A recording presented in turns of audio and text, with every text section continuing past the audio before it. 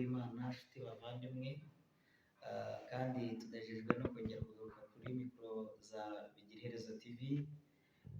Twari tumaze iminsi tuvuze kubera impamvu zo gutegura ubukwe, ngira ngo narababwiye.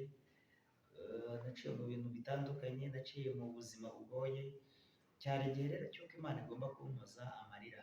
Nababwiye kenshi ko nta bitagira iherezo. Nyuma y'igihe, nyuma y'imyaka 4 mfakaye, byaje kugira iherezo, nanjye Imana ingirira neza. Bahaye ikaze rero kuri channel ya Bigir'iherezo TV, muri kumwe na Theoneste. Ndabizi neza ko munkunda munkurikira. Imana iduhane umugisha. Uyu munsi bazaniye ijambo ry'Imana Imana yashyize ku mutima, mbonereho kubasuhuza bantu muherereye mu mpande enye z'igihugu: amajyepfo, amajyaruguru, uburasirazuba n'uburengerazuba bwaryo, ndetse n'abantu baherereye mu migabane y'isi itandukanye: Afurika, Amerika, Burayi na Australia. Ndagira ngo mbasuhuze mu izina rya Yesu. Imana iduhane umugisha. Ndagira ngo dutangire dusenga Imana, hanyuma tuze kwakira ijambo ry'Imana. Turagushimiye Mana, tugushimiye ko wabanye natwe, wagize neza. Abantu bankurikiye kuri kamera za Bigir'iherezo TV, ndagira ngo ubahe umugisha kandi uze kubana natwe mu kanya tugiye kumarana tuganira ijambo ry'Imana mu izina rya Yesu. Amen. Imana iduhane umugisha, Imana itwiteho. Bahaye ikaze mwese mu ijambo ry'Imana. Ndagira ngo dusome Zaburi 123. Amagambo Imana yashyize ku mutima turasanga muri Zaburi 123. Imwe mu ndirimbo z'amazamuka, aba baririmbyi, umutwe w'abaririmbyi baririmbye bari kuzamuka. Ni Zaburi yanditswe na Dawidi ubwo bari bageze mu gihe ngo bari bamaze kwambuka inyanja itukura. Hanyuma igihe cyarageze, Dawidi ngo aricara mu mutwe w'abaririmbyi, ngo aricara avuga ngo dushimire Uwiteka udukoreye ibikomeye. Ndashimira Imana rero natwe iduhaye aka kanya kugira ngo tuganire ijambo ry'Imana. Zaburi 123 dusome, iravuze ngo wawicara mu ijuru we, kuri wowe niho nuburira amaso. Dore nk'uko amaso y'abagaragu bayahanga ukuboko kwa shebuja, nk'uko amaso y'umuja ayahanga ukuboko kwa nyirabuja, niko amaso yacu tuyahanga Uwiteka Imana yacu, kugeza aho azatubabarira. Uwiteka utubabarire, utubabarire, kuko duhaze cyane igisuzuguriro. Imitima yacu haze cyane gukobwa n'abaruhukira mu mahoro no gusuzugurwa n'abibone. Ndashaka ko tuganira gatoya ku ijambo Imana yashyize ku mutima. Ijambo rivuze ngo Imana yacu ntabwo izigera iceceka, ntizabyihoreraho, cyangwa se ntabwo Imana izigera ibireka. Mu yandi magambo, nubwo urisuzugurwa, ntabwo Imana izemera ko uhora usuzuguritse. Bizagira iherezo. Ndagira ngo mubwire ngo nta kitagira iherezo.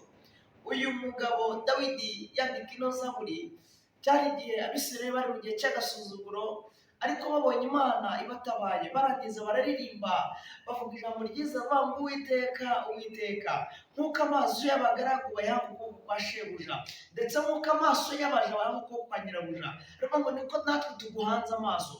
None umurikiye kuri Bigir'iherezo TV, ndagira ngo mukure amaso ku bana b'abantu. Abantu uyu munsi yagusezeranya, ejo akakukuzaho. Uyu munsi umuntu yakubwira ngo nimugoroba turi bubane, cyangwa se turi bugirane ibintu runaka, ibiganiro runaka, cyangwa se ndi bugutabare, ariko bikaza kurangira ntacyo akumariye. Mbibutse ko umuntu ari umuntu, ariko iyo uhanze Imana amaso, nimuhanga amaso Imana yanyu, Imana izabatabara. Ntabwo Imana izaceceka, ntizabyihorera. Mugasuzugura ubona mu bantu kurwanya, ndagira mubwire ngo humura, ibintu byose bigira iherezo. Nshuti mwene data nkurikiye kuri Bigir'iherezo, Theoneste nk'uko nabibabwiye, namaze igihe kingana n'imyaka 4 mfakaye, cyaje kugira iherezo. Ejo bundi navuye mu rukiko, mwarabibonye, nabashyiriyeho video ukuntu Imana yagiriye neza. Byagize iherezo rero. Guhanga Imana amaso egari ko Imana igutabara. Ndagira ngo mbifurize guhanga Imana amaso, mukura amaso ku byo mubona bidafatika, mukura amaso ku byo muhanze amaso cyane, muhanga Imana amaso. Ayo maso yanyu guhanga Imana, ndagira ngo mbifurije mu bihugu muherereyemo, aho uherereye, ubuzima bwawe urimo, hanga Imana amaso, Imana ari izagutabara. Ndagira ngo dusenge, nubwo ntazajya mbatindira, Imana ibamugisha. Reka dusenga n'Imana, babwire ngo nk'uko amaso y'abagaragu bayahanga ukuboko kwa shebuja, ndetse nk'uko amaso y'abaja bayahanga ukuboko kwa nyirabuja, niko nawe ukwiye guhanga Imana amaso. Imana iguhe umugisha wo murikiye kuri Bigir'iherezo TV. Imana ntabaye ikagira neza, uyu munsi wa none nitwaga umupfakaye cyangwa umupfakazi, byagize iherezo rero. Ubundi umuntu w'umugabo nemerewe umugore mu rukiko, utaha nzamubazanira madamu abasuhuze, ababwire ko Imana igira neza. Imana iduhana umugisha. Mfite mariage ejo bundi ku itariki ya mbere z'ukwa gatanu. Imana rero igishyiraho iherezo. Wari isuzugurwa, Imana ikaguha agaciro. Birashoboka ko wenda ushobora kuba ukora mu kazi ko mu rugo, ariko Imana iguhaye agaciro. Iravuze ngo ntabwo Imana izabyihorera, izaguha agaciro kubera guhanga Imana amaso.